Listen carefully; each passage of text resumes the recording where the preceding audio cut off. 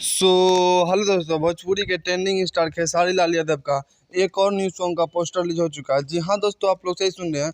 भोजपुरी के trending star Khesari Lal Yadav का एक और न्यू सॉन्ग का पोस्टर रिलीज हो चुका है, जो कि एक बोलबम सॉन्ग होने वाला है। मतलब कि 2023 का सबसे पहला ये बोलबम सॉन्ग होने वाला है, जिस सॉन्ग का टाइटल रह गया ए मोर भोला।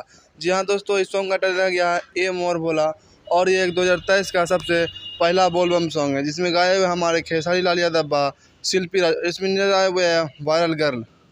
जी हाँ दोस्तों, इसमें नजर आए हुए हमारे वायरल गर्ल। मतलब भाई सॉन्ग में जो एक गर्ल वायरल हुई थी वही है, और इसमें सॉन्ग दिए हुए हमारे अखिलेश कश्यप जी। और ये एक बहुत बेहतरीन बोलबम सॉन्ग होने वाला है, जिस सॉन्ग का टाइटल है ए मोर भोला। और ये अन्नपूर्णा फिल्म के यूट्यूब चैनल पे अपलोड हो जाएगा, तो आप लोग जाइएगा, उसको प्यार और सपोर्ट दीजिएगा। और तो एक छोटी सी इन्फॉर्मेशन वीडियो आप लोग कैसे लगा कमेंट करके जरूर बताइएगा।